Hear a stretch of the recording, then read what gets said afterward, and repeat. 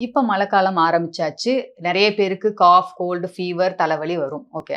இப்படி இருந்தாலும் ஒரு கண்டிஷன பத்தி எல்லாரும் ஞாபகம் வச்சுக்கணும். அது பேரு மெனிஞ்சைட்டிஸ். மெனிஞ்சைட்டிஸ் அப்படின்னா என்னன்னா பிரெயின சுத்தி ஒரு லைன் இருக்கும். அது பேரு மெனிஞ்சஸ் பேரு. அதுல இன்ஃபெக்ஷன் ஆறது தான் மெனிஞ்சைட்டிஸ் அப்படின்னு சொல்றது.